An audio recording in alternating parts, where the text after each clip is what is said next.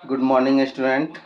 मैं आप लोगों के बीच आपके वर्ग की हिंदी पाठ्य पुस्तक की पहली कविता लेकर उपस्थित हूँ। आप लोग ध्यानपूर्वक इसके अर्थ को सुने और क्लास समाप्त होने के बाद भावार्थ अपनी कॉपी में लिखेंगे। तो अर्थ सुनिए। प्रस्तुत कविता हमारी हिंदी पाठ्य पुस्तक से ली गई है। शीर्षक ध्वनि है और इसके कवि श्री सूर्यकांत त्रिपाठी निराला जी हैं। ये इस कविता के माध्यम से हम पाठक गणों को बताना चाहते हैं। क्या बताना चाहते हैं तो सुने। अभी न होगा मेरा अंत, अभी न होगा मेरा अंत, अभी अभी ही तो आया है वन में मृदुल वसंत, अभी न होगा मेरा अंत।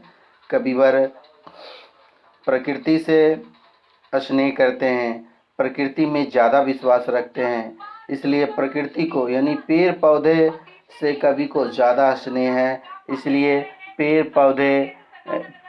पौधे की भाषा की कल्पना कर कभी हम पाठक गणों को कहते हैं कि अभी मेरा अंत नहीं होगा, अभी अभी तो मैं इस दुनिया में आया ही हूँ, अभी मेरे वन में, मेरे जंगल में मृदुल बसंत है, अनोखा बसंत है, इसलिए मेरा अंत अभी नहीं होगा।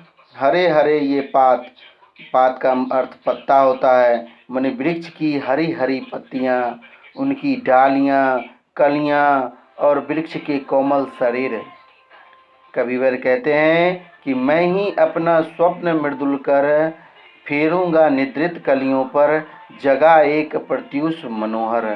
कवि कहते हैं कि मैं अपना एक स्वप्न, जिस प्रकार प्रत्येक मनुष्य के अंदर एक लालसा होती है, एक आशा होती है, उसी प्रकार पेड़ पौधे में कि हर एक कलियों में भी एक आशा होती है कि वह अपने अंदर एक नया जीवन का संचार कर सके।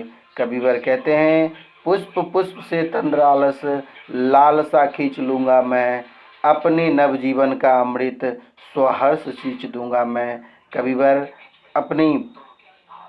अपने तरफ से कविवर कहते हैं कि पुष्प से एक एक पुष्प, पौधे के एक एक पुष्प से उसके अंदर जो नींद रूपी आलस है, मैं उसको खींच करके बाहर कर दूंगा और अमृत से यानी अमृत से सींच करके उसके अंदर एक नव जीवन का संचार कर दूंगा। कविवर और कहते हैं कि द्वार दिखा दूंगा फिर उनको, हैं मेरे वो जहां अनंत, अभी ना होगा मेरा अंत। कविवर कहते हैं कि मैं वो द्वार दिखा दूंगा जिसके दरवाजे अनंत हैं, जिसके रास्ते अनंत हैं। तो अनंत शब्द जिसका कोई अंत ना हो, इसके लिए अनंत शब्द बना है। इसलिए कविवर कहते हैं कि अभी मेरा अंत नहीं होगा, अर्थात पेड़ पौधा भी कहता है कि अभी मेरा अंत नहीं होगा। तो कुल मिलाकर कवि जो है पेड़ पौधे के स्वप्न भरे कोमल कोमल हाथों को अलसाई कलियों पर फेरते हुए कवि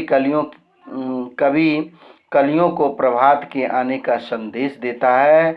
कवि पेड़ पौधे को बतलाता है, कली को बतलाता है कि सुबह हो गया है, उन्हें जगाना चाहता है और खुशी खुशी अपने जीवन के अमृत से उन्हें सींच कर हरा भरा करना चाहता है।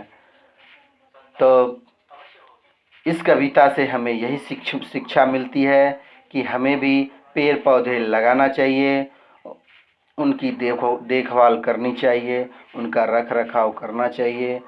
पेड़ पौधे रहेंगे तो हमारा वातावरण स्वच्छ रहेगा, पर्यावरण स्वच्छ रहेगा, और जब हमारा पर्यावरण वातावरण स्वच्छ रहेगा तभी हम स्वस्थ रहेंगे, अच्छे रहेंगे और खुश रहेंगे।